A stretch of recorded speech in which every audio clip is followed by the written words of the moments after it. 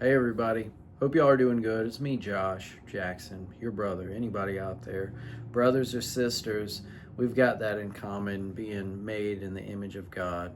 I'm imperfect. This isn't like, hey, I decided to start making videos because I know the answer to everything that anyone could ask me, having to do with the Bible, having to do with Jesus, God the Father, the Holy Spirit.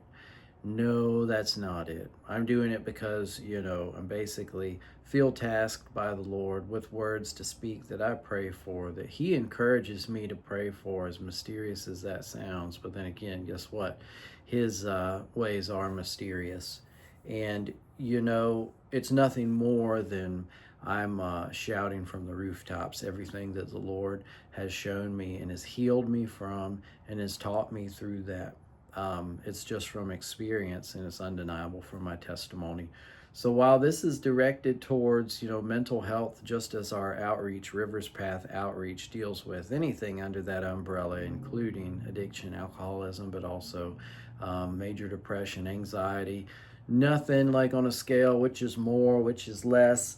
The truth is that they're all come from a distance from God. It all comes from not being in alignment with the Lord. And honestly, as sin is sin, that comes from not following that narrow path, because that's what that is. Truly, when we're in alignment with Him, that's when we're the best version. That's when we're able to be led, and that's when we resonate with the Lord, with the Holy Spirit as He leads us. And the nature of faith. And again, I'm just going to talk about different things because it all comes down to the source. Everything that was created through Jesus Christ. This is for anybody that wants that same healing of anything from Jesus Christ. Maybe even you've had faith, you've been saved, and you're wondering what's going on because things aren't really working. Well, this is the truth, all right? And this is a trustworthy saying. This is knowledge, and this is sadly something that's going on, that's prevalent in the church. Many people don't know how to explain to others what faith truly is because they don't know what it is, and they haven't experienced it themselves, and they haven't had to truly use it in a powerful sense of the word, as far as faith defined as the absence of unbelief. So what I mean by that is anybody that's had their back against the wall and had no choice has felt such desolation. I went to a private school, Christian private school, for 2 years. I had Bible, school, Bible class like twice a week, chapel 3 times a week, I think. We sang songs, we sang hymns, memorized all these different things, doxologies, all sorts of stuff, right? I read my Bible a whole lot after I was saved when I was 15, even brought it to school. But the thing is, guess what? I still went down a dark road, a path that I thought I had found something else as far as who Jesus really was, apart from the Christian religion. And none of that made any sense in the end, and none of it saved me after 5 different suicide attempts and different other dark behaviors, really bad stuff that I shouldn't have come back from. But the truth is that only by the knowledge that we come to, as far as knowing something without knowing it, and truly applying faith as innocent as a child and honest as a child, it's the only way that we come to the cross. When we lay everything down, we can't have conditions.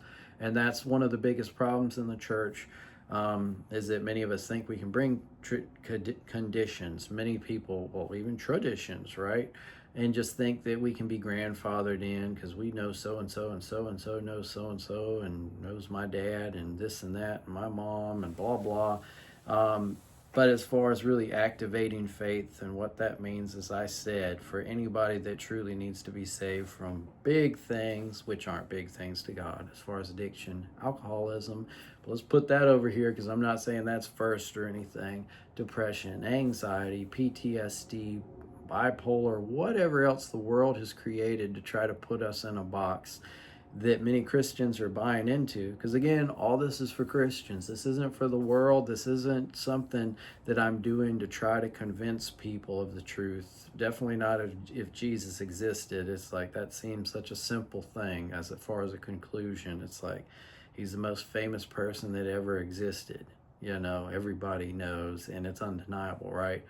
But this is for those of you that are really confused at different things. And in modern times, there's a lot of authority we ascribe to with worldly institutions, methodologies, and treatments for the different kind of hang-ups that didn't exist before as far as mental health, because they don't exist. They only exist in our minds, quite literally, and also just in metaphorically, you know, because that's what belief is. And even other cultures, again, don't ever mistake, you know, the things that I say, because I don't give it any credence as far as the different religions, the occult practices, things like that, because I will always say Jesus Christ is above all principalities and all these other things that just amount to rituals for the sake of rituals, for egotism, for just feeling special apart from God. Like, again, like with Wicca, with other things where it's like, well, I don't really need God. And people can argue about that all they want, but look, if you're not coming to the source, as people, honestly, even the demons, they believe in Jesus, and they cower at that. They cower back and cringe, as it says in the Bible. So if you don't come to a true knowledge of the one source, as far as the word that everything was created and everyone was created, there's no way you can put it on the same playing field, on the same level as the other things, the principalities and the other man-made institutions and idols carved out of rock and wood and, you know, powerless, right? So again, the power of Jesus Christ for those things, anything that we have nowadays, it can be applied directly and it can heal. It hasn't gone anywhere, and he heals. If you ask the Lord to show himself in one way or another, he will reveal himself to you. He will give you insight. He will open your mind to the scriptures, understanding. He will, if you truly believe as a child, and you lay those things out and you truly release them, he'll take them away from you. So all this stuff is me speaking, you know, going back to the very words that Jesus spoke and helping people apply it to their lives and to those big things that, hey, you don't want relapses anymore, even in the smallest sense. I mean, some of us can think, oh, that's harmless, right? Like, I brought a Sawzall. I had it at work, and a woman whose house I was working on said, wow, that looks like something that I could use, like a power tool I could use, you know, a reciprocating saw, saber saw. And it looked harmless, right? Like, ooh, well, that's just got a little blade. It's not like a circular saw. But the fact is, it is very dangerous, right? Well, just like anxiety, it seems harmless. Anxiety can lead us to the point of all sorts of manifestations, physiology and everything, to where it can cause big problems. As many of y'all know, physical ailments, you know, really bad stuff that can end you up in the emergency room or the ICU. It's the power of belief that we have, that I say, I go back to, you know, our power of belief with faith. It's so powerful. Guess what? It was shown in the Bible many times, right? As Jesus said, you know, he healed people, but he told them, your faith has made you well. Because of your faith, it will be done according to your faith. But also, hey, let's look at the reverse side of that. As far as the power of our free will, as far as the power of our belief. How about Jesus going to his hometown and he couldn't do any miracles, and he looked in wonder because he wasn't able to do anything? You know, and I've thought, well, that's kind of inconsequential till, you know, somewhat recently, like a year ago or so, it really hit me. And I've really been standing on that and pushing that out to people for understanding, because of the importance of it. Because, you know, if our unbelief, as we're human just like they weren't any more special, it's like we're the same, right? And if our unbelief can prevent not just the Son of God, but God himself in the flesh from doing miracles, who did more miracles than anyone that has ever existed, guess what? It can block the potential for us being healed of very big things. It can block the idea even that, oh, we can ever be changed, thinking that, well, we've gone down this road, we'll never be healed of it. It's not a very popular belief, and I know that because, at one time I didn't really believe I could ever be changed, like fully. I'd given up, relegated myself to, I guess a certain destiny, dark destiny as it may be. But the fact that, the true knowledge and nature of faith, as far as when I finally came to it, not intellectually, but innocent, and laid it all and told the Lord, I said, I don't understand any of this. I can't figure any of this out.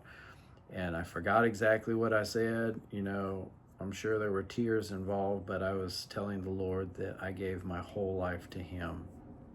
And that was somewhat recently, like 7 years ago or so.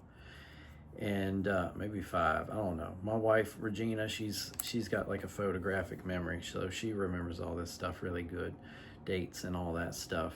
She's like my administrative assistant, among other things. That's what a helper is. That's what a wife is. It's like, my goodness, it's like, what do I even do? It's like, I try my best, but it's like, I talk, I do stuff, maybe pay bills, whatever, but she does so much, and that's why God gave us that whole, the family unit, but also just in marriage, when we become one, it's really important. So anyway, digress a little bit, but just to give anybody hope, the true nature of faith, in the worst sense, we can block the very power of the one true living God from manifesting in miracles.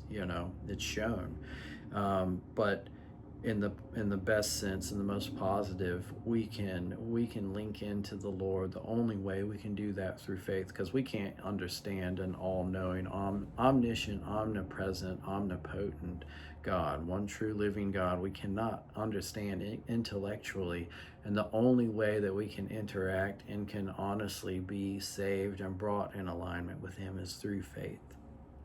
And it's an analogy that people don't like, but it's like, you got pets, you got a dog, the dog will love you forever. That's why they have service animals, and they'll never give up on you. But guess what? That's basically where we are. We're like a dog, we're like a mule, and we don't want to be stubborn. We want to obey, because that's the only way. Your dog, as much as you love your dog, as smart as, people can say, oh, my dog is so smart, German Shepherd, all sorts of other breeds, right, that are really smart. Guess what? They're not going to be able to do calculus. They're not going to be able to do algebra. They're not even going to be able to do long division. That's just a fact. They don't have the hardware. We don't have the hardware, and that's why we're never going to be able to figure it out. And that's why even somebody like me, or any of y'all out there that, have been hung up on intellectualism, have searched for the truth, as far as in all the different places we can go with the different philosophers and wise men and shamans and even magic men and people that have, honest to goodness, perform magic, because yes, magic is real and that stuff does happen, but a lot of times in the process, it can twist us around, and it's unnecessary. And the very power of God trumps over all that. All we need is the blood of Jesus Christ and the power in his name to accomplish what we need.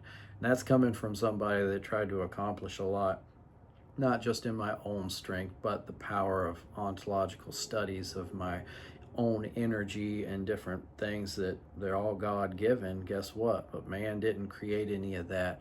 And none of that is just subject to his will, because all of that is from the Father. Everything's given from him, and ultimately it's going to be given back.